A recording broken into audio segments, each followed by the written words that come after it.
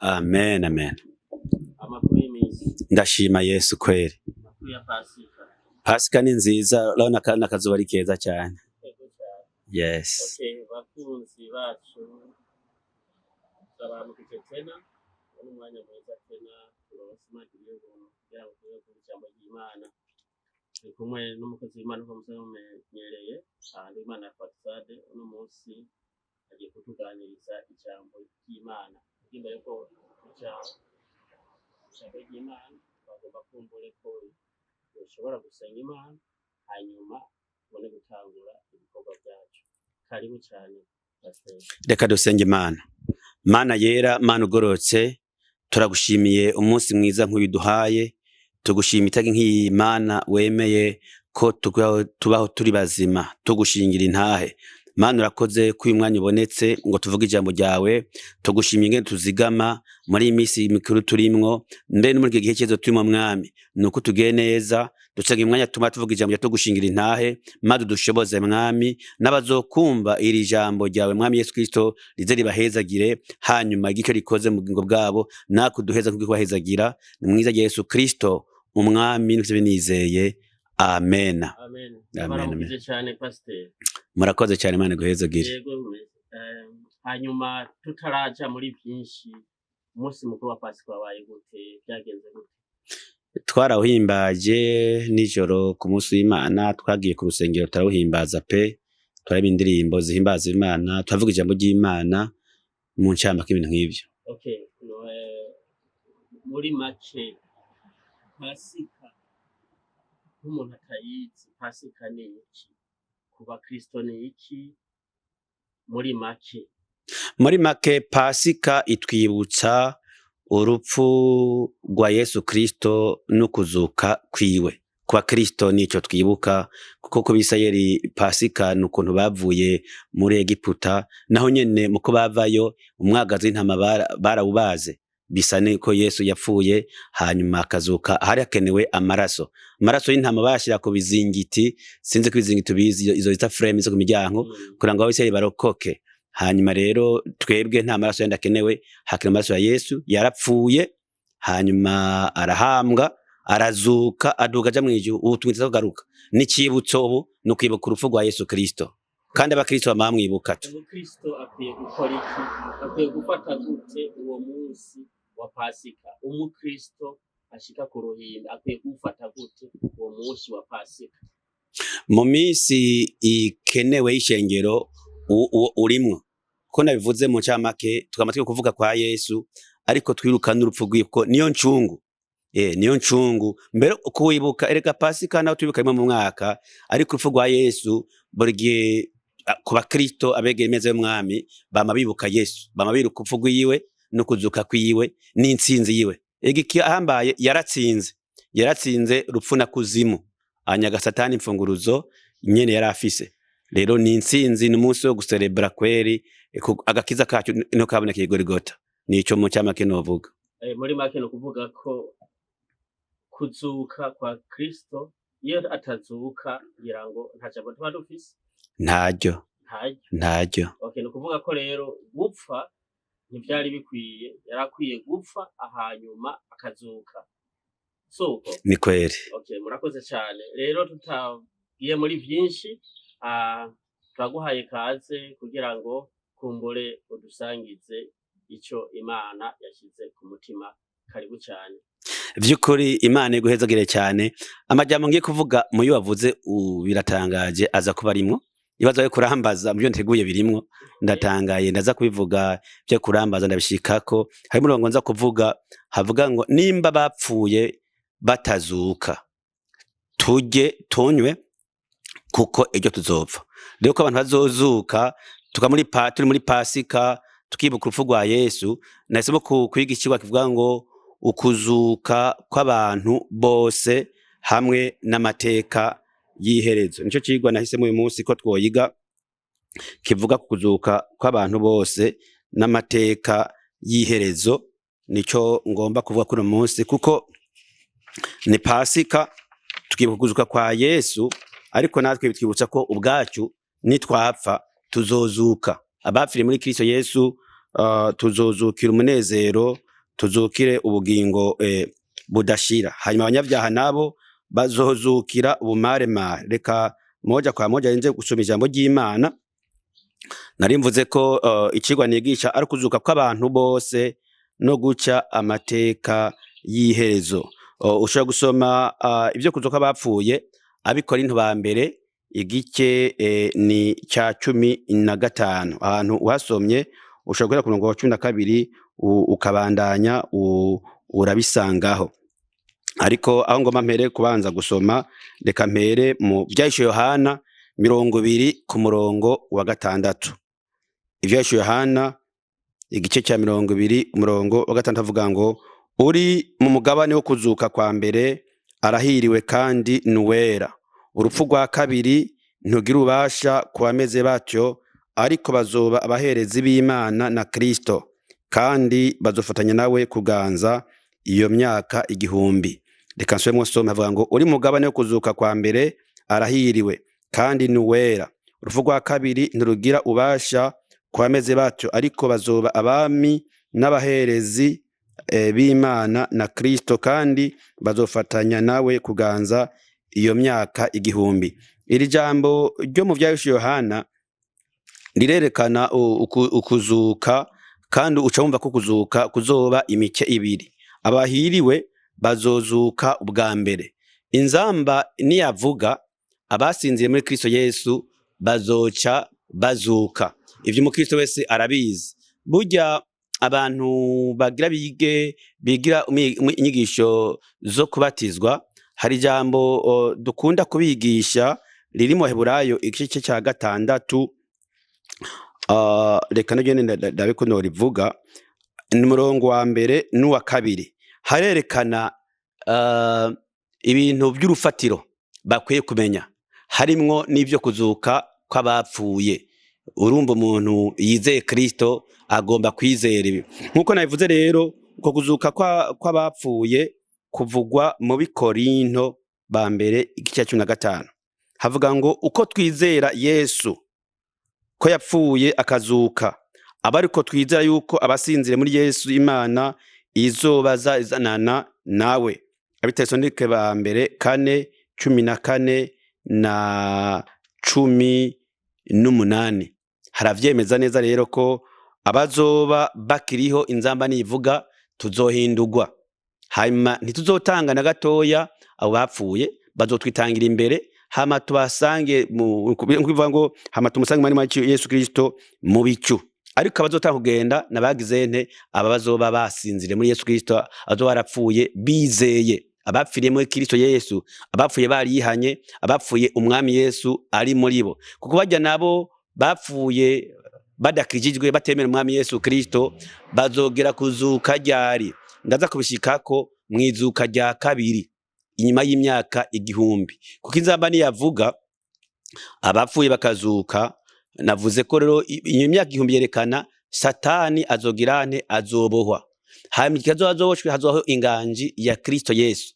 Iyo myaka 1000 iheze niho abanyabyaha bazozuka bazukire ubumaremare. Ndaza kubishikako ndabisome. Ndacerekana ko rero abapfuye muri Kristo Yesu nibo zotangura kuzuka, nakazoha kiriho dusigaye tuzoja duteruranwa nawe, hanyuma rero mu bicuno tuzomusanganira mu kirere.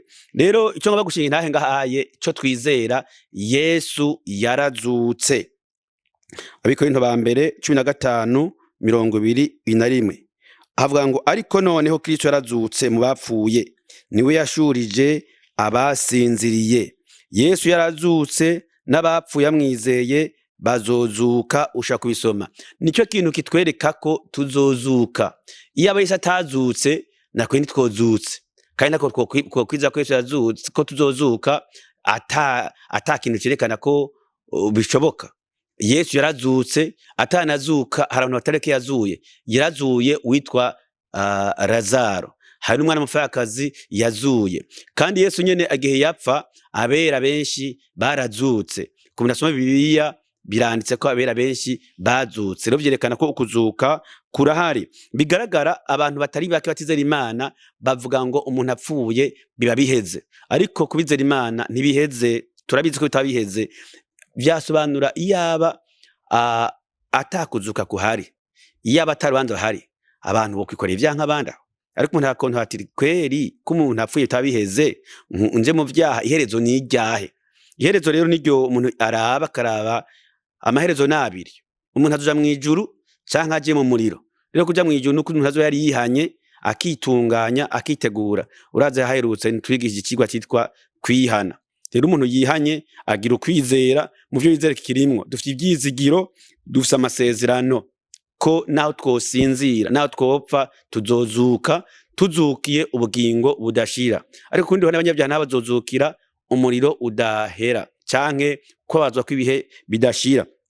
Ni ijambo ry'Imana rero naho murongo nakubwira uri mu Bikorinto ba mbere 15:32 havuga ngo ku gace ka B havuga ngo namba bapfuye batazurwa nitwirire twinywere kuko ejo tuzopfa. Bisobanurwa ntabwo twokwinezereza nkaho bizogenda uko. Abantu binezereza bakigira mu kaboregwe, bakaja mu busambanyi, bakaja mu byose banezera uko biri kose. Bibiliya iravyerekana mu Baheburayo igice ni 9 umurongo wa 70 bavuga ngo kandi nk'uko abantu babikiwe gupfa rimwe hanyuma yo hakaza amateka.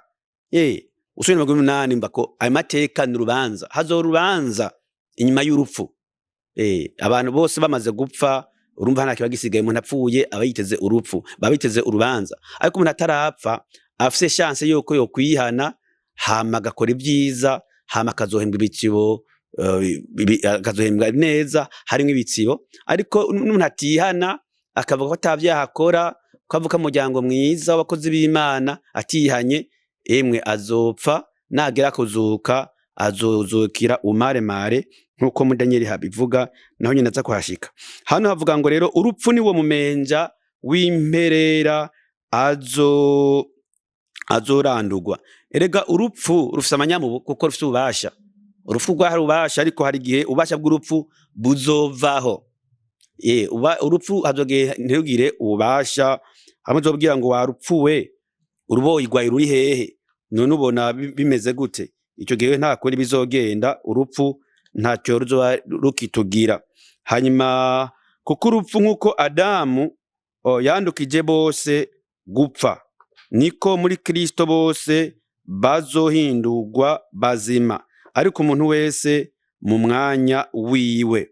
Rero Adamu na Eva bakoze ivyaha bazana urupfu, kuko icyo bakoze ikintu kibi, ntibumviye Imana, bakoze ivy'Imana yababujije, bajya kucamwa Imana yababujije. Kandi Imana yababwiye ati niyo mwajya kwino camwa by'ukuri ntimuzobora gupfa. Kandi uko vyakabaye, uko Imana kabivuze, urupfu barapfuye, n'ubu ntibakiriho. Ababakomotse ko bose bashobora kuzopfa kandi bataza kuzopfa. Natwe ni twebwe ko tugomba kuri Adamu na Eva, natwe tuzopfa. Cyo turakizi ko ari ivyaha byazanye urupfu mw'isi, natwe twaracumuye, rero gupfa kirumvikana. Ariko Yesu amaze kuza, niko nabiri tubwira hajya mu Yohana 6, kuko urukundo Imana yakunze abari mw'isi bwo gwatwita mwana w'ikinege imiza ntapferuye, ariko habwa ubugingo budashira.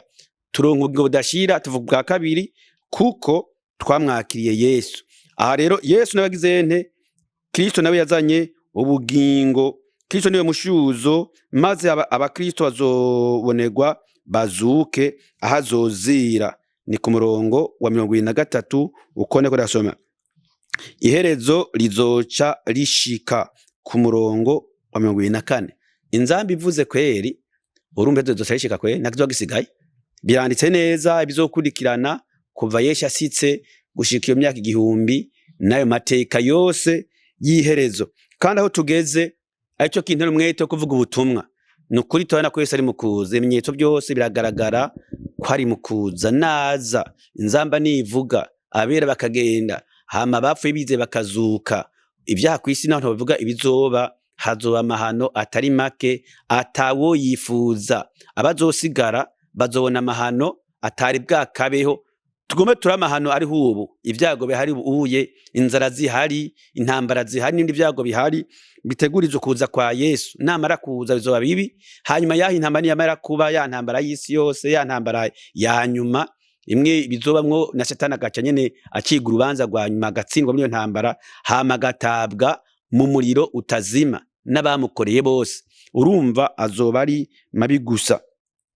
Hama rero hari n'umurongo ngo yansome mwiza uraha nyene mu Bikorinto nkuko neko ndahavuga 16 some kuri 19 avuga ngo asangwa muri buno bugingo bwonyene, ni 15 kuri 19, asangwa muno bugingo bwonyene ariho twizigirira Kristo turusha abandi bantu bose kuba abagowe. Vyumvikana turizigiye Kristo turiho canke tutariho. Tumaze kuva muri ubugingo rico bisobanura tuzobanaye turi aba Kristo. Hariho abakana ko Yesu atazutse, bagahakana ko abantu batazozuka. Usomye ibyo kuzuka kw'abapfuye mu Bikorinto 15 ku murongo wa 12 ugashika 18 ugasimba 19 26 32 ho namaze kwasoma, ugasona 35 gushika 56 ibyo kuzuka urabibona neza ingene bipanze.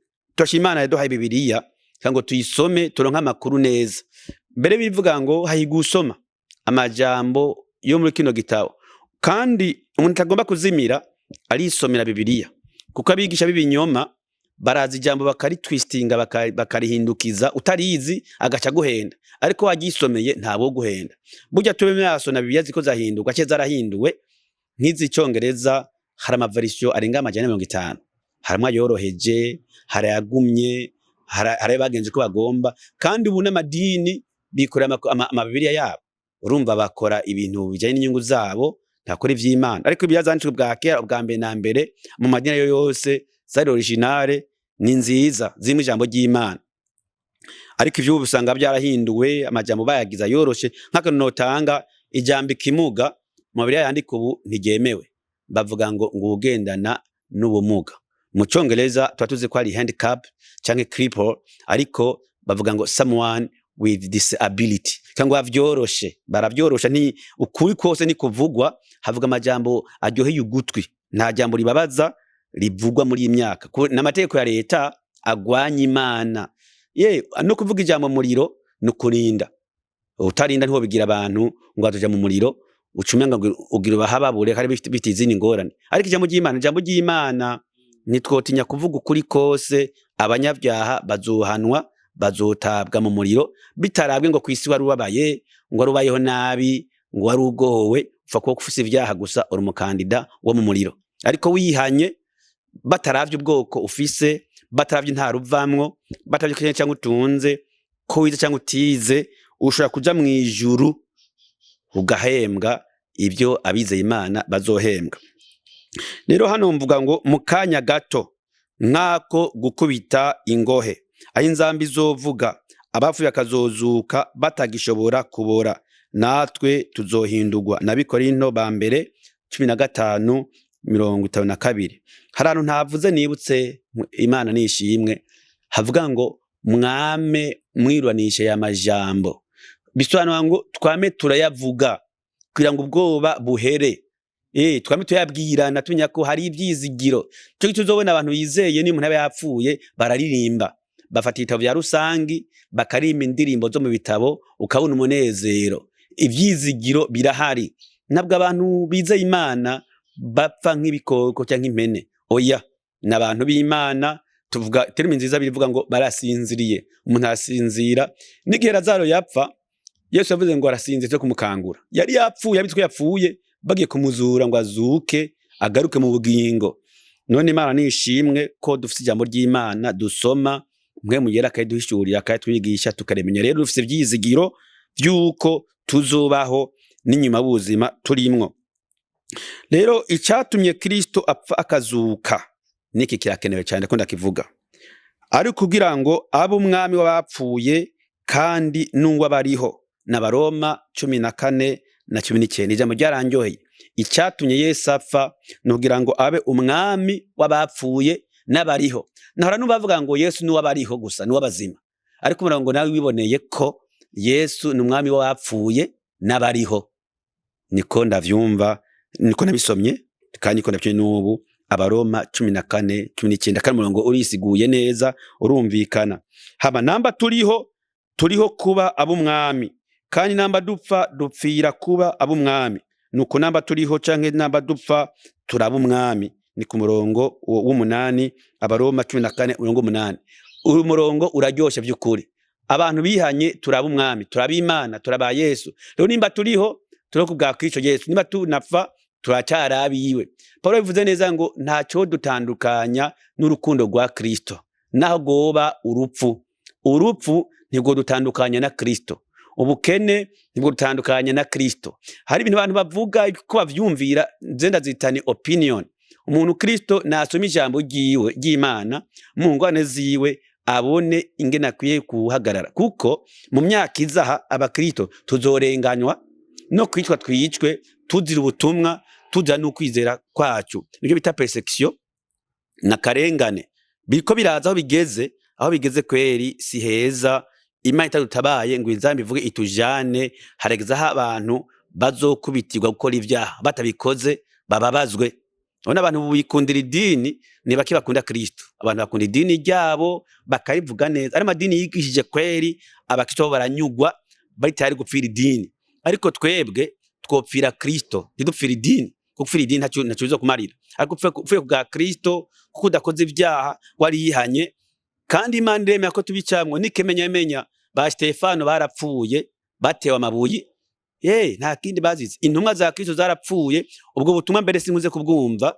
Abantu bavuga ivy'imigisha gusa ko bazobona amazu, bazogura indege zitwa za private jet, bazogura ama V8 n'imiduga igezweho. Imwe twako turavuga imiduga ya electricité gusa, electrique itangwa n'igitoro, itazana n'umwotsi, itanahinda ngo navyumve. Ibintu nk'ivyo nivyo abantu babwirwa. Ariko iyo Imana igwishuriye irakwereka n'ibizoba bitari vyiza ngo witegure umenye ingene ubaho, kwinzara izotera, yaginza izotera.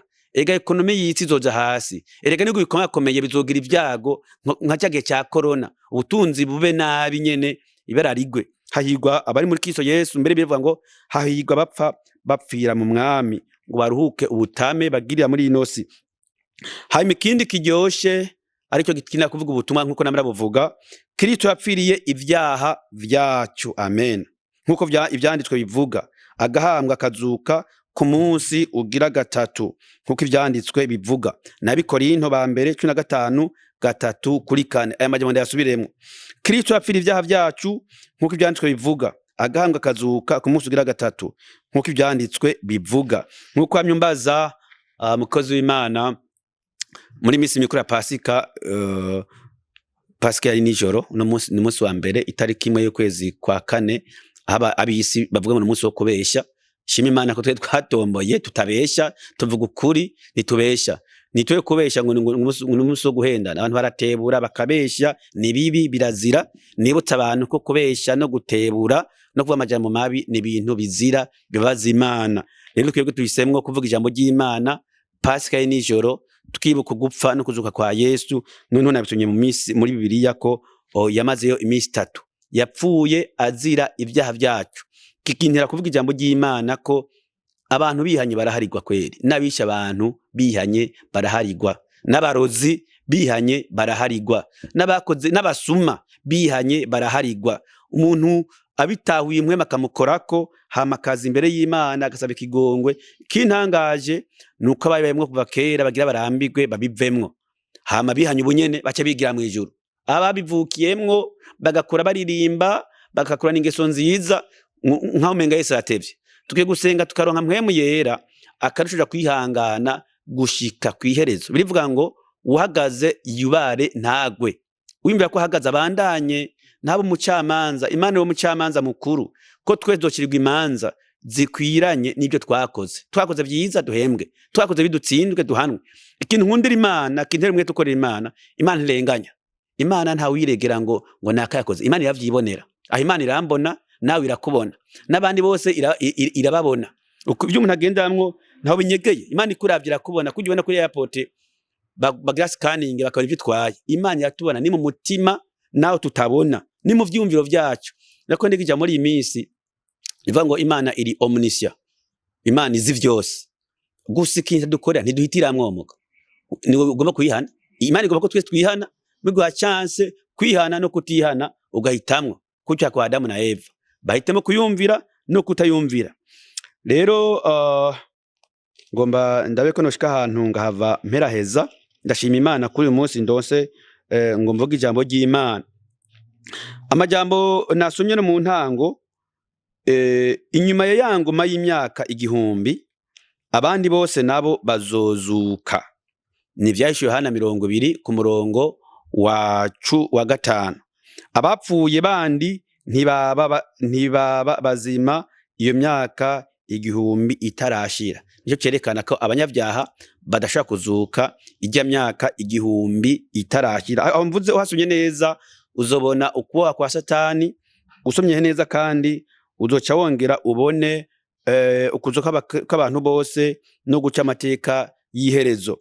Nsome ku murongo wa 4 havuga ngo abo bantu babaye bazima bafatanya kuganza imyaka 1000 bari kumwe na Kristo. Hanyuma rero ni jambo ryiza nkuko nabivuze, nzamba nivuga ima yaho hazoba kuganza kwa Kristo k'imyaka 1000 bigaragara abantu bazoba bazima. Hari ibintu bazoba bazize, ubisumye neza nabazize ubutumwa, abazoba bapfuye bazize ubutumwa muri ibi byago bigiye kuba ku isi bazoca babazima. Hanyuma rero bafatanye na Yesu kuganza. Ariko abandi nabo, abo bandi navuze n'abanyabyaha bazomara iyo myaka 1000 batarazuka, ari bibereye n'abapfuye kuva kera bazobona kuzuka iyo myaka 1000 iheze. Aho nahereye gusoma havuga ngo uri mugabane wo kuzuka kwa mbere arahiriwe kandi n'uwera, uvuga ko abintu birubasha kwameze batyo, ariko bazoba abaherezi b'Imana Kristo kandi bazofatanya nawe kuganza iyo myaka 1000. Turi ku munezero mwinshi uretse mwijuru gusa, urumva ni imyaka 1000 ku isi tuzoganzanya na Kristo ku ngoma ya Mesiya. Hamwe havuga ko mwagaze intamba uzokina n'intambwe, hereka ko n'umwana azofata inzoka bisanzwe, ko uzopfa kenyutsa maze imyaka 100, niko havuga. Rero ngomba guheraheza mvuga kwa kuzuka kw'abantu bose n'amateka y'iherezo. Namaze kuvuga ko abantu bose nkera bazozuka mu imizuko 2, umuzuko wa mbere n'uwa kabiri. Hahiriwe abazozuka imizuko ya mbere, izuka rya kabiri bo ni ivyago. Rero 11:15 mu Vyahishuriwe Yohana 20 havuga ngo abapfuye baciga imanza z'ivyanditswe muri ivyo bitabo zikwiranye n'ivyo bakoze. Aya majambo nta muntu atayazi ko imanza zizocibwa zikwiranye n'ivyo umuntu yakoze, ari bibi canke ari vyiza. Ibyo dukora byose imigwi ibiri, ushobora ibyiza cyangwa ugakora ibibi. Ikibabagereye nuko umuntu akora byose agakora ivyiza agakora n'ibibi. Urumva ukora ivyiza agakora n'ibibi azohembwa ibibi, azohembwa ivyiza yakoze. Imana izohemba ngo hakuvyiza ngo raguhembye, ngo hakubibi ndaguhembye. Urumva ibi bitanje n'ivyiza bihinduka ibibi. Bigomba gukora ivyiza nukora ibibi, kandi aho bihera no kuyihana. Umuntu aba yarakoze ibibi hama yihanya gacaho ibibi burundu, akemera no kubabazwa ntabisubiremwo. Imana yadupima ngo irabe by'ukuri ko twabihevye, nico tugeragezwa. Imana igapima igatesting irabe by'ukuri ko tutayihenda. Ubwanje kampima ikaraba ko ntayihenda, nawe kagupima n'abandi bose. Ntidupimwa bimwe, ntidupimirwa rimwe, ariko iconzi cyo turapimwa. Buri muntu arapimwa pe. Rero umuntu azohemberwa ibikwiranye n'ivyo yakoze. Some muri Daniel 12 ku murongo wa 2 havuga ngo kandi benshi muzoba basinziriye mu ivu hasi bazokwikangura, bamwe bikangure ubwingo budashira, abandi bikangure umaramare n'ibitetegwa bitazoshira. N'aya majambo y'Imana yemeza ko abantu bazozuka. Hano nekeye ko bazozuka mu migwi ibiri, bamwe bazukire ubwingo budashira, abanga bazukire ibitetegwe n'ibimaremare. Nibaza ko nageze kwisigura neza ukuko kuzuka kubiri kuri hano muri Daniel herekana ko umenga azozukira rimwe, ariko imizuko izoba ari ibiri itandukanye mu bihe bibiri bigizente bitandukanye. Ariko ico twemera cyo abapfuye bose bazogirane bazozuka, n'abatazozukira rimwe. Ico mpanura abantu bose nuko twokora ivyiza, tumaze kwihana, tumaze kwakira Yesu umwami n'umukiza, nuko twokwiga no kwimenyereza gukora ivyiza, kuko birashoboka. Dukora ivyiza bigishoboka, turondere Imana bigishoboka ko ibonwa. Yesu aracyabona. Dusenge, dukore ibyiza, twumvire mpwemu yera, hanyuma inzamba nivuga tuzomusanganira mu kirere ngo twabisomye. Hari umugani uri mu Matayo 25 uvuga ku nkumi 10, 5 bari abanyabwenge, 5 bari bijuju. Niko natwe turi aha, turi inkumi, hanyuma rero bamwe nibijuju, abandi n'abanyabwenge. Itandukaniro, bose bari bafite amatara. Itandukaniro, bamwe bafite amavuta canke ibitoro, abandi bagiye namba. Rero nzama nivuga bafite amavuta bazomusanganira Kristo, abatagira bazosigara. Ko umugani uvuga ibijuju byahengeye yashitse biza kurondera amavuta. Too late, bigomba kuba nyene atarahaza. Twihane, dukora ibyiza. Nzamba nivuga kagusanga mu kazi ugiye, kansanga mu kazi ngende, ikansanga mu ishure sawa. Bisa twabizigwa aho turi. Birivuga ngo bose bakoze ibyaha, twese twarabikoze, ariko twarihanye. Nico kinezera kwe y'umuntu je yihanye, biranezera hama nkamya ko yihanye. Ariko bajya bafekinga kugira ngo bemerwe muri communauté, oya sico bikenewe. Umuntu afite ikigezo nziza aremegwa, ariko wari yihanye habisa ko umuntu yama ivyanwa bikwiranye no kwihana. Rero Imana ihezagira ijambo ryayo, isigaye baryumvise, hasigaye ndahejeje kiye cyari kindi mbaza cyari komandere uvuga muri byo oye ntarasenga. Imana iguhezagire cyane. Murakoze cyane. Amen. N'icyari umuntu womenye uti uyu muntu ntakora icyaha? Biragoye ariko birashoboka, kuko ikidushoboza ni mpwemu yera.